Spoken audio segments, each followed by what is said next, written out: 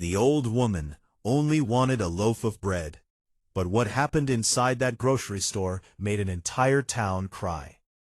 Nobody in that store knew that the quiet old woman standing near the bread shelf was carrying a secret she had hidden for more than 20 years. And nobody knew that a simple act of kindness was about to change two lives forever. It was a cold Friday evening in a small town in Ohio. People rushed through the grocery store after work. Shopping carts rolled across the floor. Children begged for candy. Cashiers scanned items as quickly as they could. In the middle of all that noise stood an elderly woman named Margaret. She looked to be around 75 years old. Her coat was old. Her shoes were worn out. She carefully picked up a loaf of bread and a small carton of milk. That was all. Just bread and milk. Margaret slowly walked toward the checkout counter. When the cashier scanned the items, the total came to $6.42. Margaret opened her purse. Her hands trembled. She counted a few coins. Then she stopped. The smile disappeared from her face. She was short by $2. The line behind her grew longer. Some people sighed. Others looked away. Margaret quietly whispered, "I'm sorry. I thought I had enough." She reached for the bread to put it back. At that moment, a young man stepped forward. "Don't worry, ma'am. I'll pay for it." Margaret looked up. The young man smiled. His name was Daniel. He was 28 years old and worked as a mechanic nearby. To him, it was only $2, nothing more. But Margaret's eyes filled with tears. "Thank you," she said softly. Daniel handed the cashier a $10 bill. The cashier completed the purchase. Margaret held the bread and milk against her chest. Then she looked directly into Daniel's eyes. For a moment, she seemed frozen, almost as if she recognized him. Then she quietly left. Daniel thought nothing of it. He grabbed his groceries and went home. He never imagined he would see her again. The next morning, Daniel arrived at work. His boss walked over. "Daniel, someone left an envelope for you." Daniel looked confused. "For me?" His boss nodded. There was no return address. Daniel opened the envelope. Inside was a handwritten note. The handwriting looked shaky. The note read, "You paid $2 for my groceries yesterday. You thought it was a small act, but you have no idea what it meant to me. Please meet me at the old park today at noon. There is something I have waited 20 years to tell you. Margaret." Daniel read the note twice. 20 years? Tell him what? He had never met Margaret before. At least he didn't think so. Curiosity got the better of him. At noon he drove to the park. Margaret was sitting alone on a bench. Beside her sat a small wooden box. When she saw Daniel approaching, tears immediately appeared in her eyes. "Thank you for coming." Daniel sat down. "You said you had something to tell me." Margaret took a deep breath. Then she opened the wooden box. Inside were old photographs, letters, documents, and one faded picture. She handed the picture to Daniel. The moment he saw it, his heart stopped. The photograph showed a young woman holding a little boy. The little boy was about 6 years old.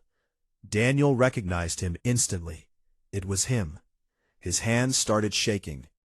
"Where did you get this?" Margaret began crying, because the woman in the photo was her daughter. Daniel had grown up in foster care. His entire life he had searched for answers. He never knew his real family, never knew why he had been abandoned, never knew where he came from. Margaret looked at him through tears. "My daughter was your mother." Daniel couldn't speak. The world around him seemed to disappear. Margaret continued, 22 years ago, my daughter became very sick. She fought hard, but she knew she wouldn't survive." Daniel felt his chest tighten. Before she passed away, she made one request. Margaret's voice broke. "She begged me to make sure you had a chance at a better life." Margaret lowered her head. "I was poor." Now, with measured tones and precise cadence, Margaret continued her story. "We'll find a way forward. I couldn't afford to raise you, so you were placed into foster care." Daniel stared at the photograph. For years he had believed nobody wanted him. For years he carried anger inside. For years he thought he had been abandoned. Now he was hearing a completely different story. Margaret wiped away tears. "Your mother loved you more than anything. She never abandoned you. She was trying to save you." For several minutes, neither of them spoke. The wind gently moved through the trees. Margaret finally reached into the box again. This time, she pulled out dozens of letters. "Your mother wrote these." Daniel looked surprised. "Letters?" Margaret nodded. "One for every birthday." Daniel's eyes widened. "What?" Margaret smiled through tears. "Every year she wanted you to know she loved you. She wrote letters before she died." Daniel carefully opened the first one. It was written for his 7th birthday. Then another, and another. Every letter contained encouragement, love, advice, hope. His mother had planned for birthdays she would never see. Daniel could no longer hold back tears. He cried openly. For the first time in his life, he felt loved by someone he had never known. As the afternoon passed, Margaret told him everything. Stories about his mother. Stories about his childhood. Stories about his first steps, his first words, the things he used to do as a little boy. Daniel listened to every word. Years of emptiness slowly began to heal. Then he asked a question. "Why didn't you contact me sooner?" Down. Her eyes filled with sadness. "I tried." Daniel frowned. "What do you mean?" Margaret explained that she had spent years searching. She contacted agencies, sent letters, made phone calls. But records had changed. Addresses disappeared. People moved away. Every trail ended. Eventually she lost hope. Then life became harder. Medical bills piled up. She lost her house, and eventually she ended up living alone in a small apartment. The day Daniel met her in the grocery store, she had only $8 left.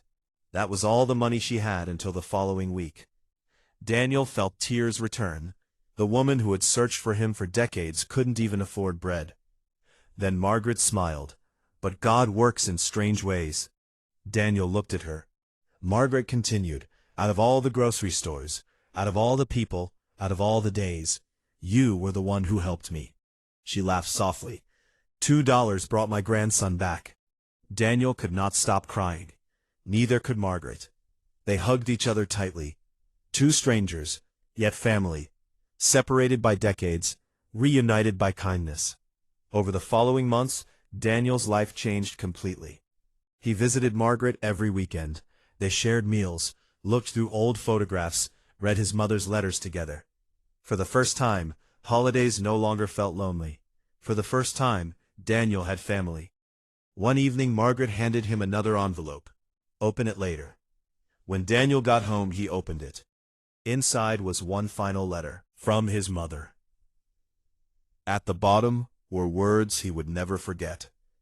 "If life ever feels heavy, remember this. The smallest kindness can change someone's entire world. And if you ever get the chance, be kind. Because kindness survives longer than we do." Daniel sat quietly for a long time. Then he realized something.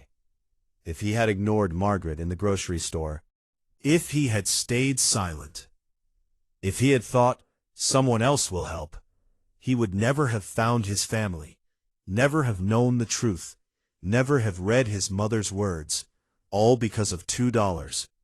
Sometimes people think kindness must be something big, a fortune, a grand gesture, a heroic act. But often the most powerful kindness is the smallest one. A smile, a helping hand, a few dollars, a moment of compassion. Because you never know whose life you're changing. And you never know when a simple act of kindness might bring a miracle back into your life.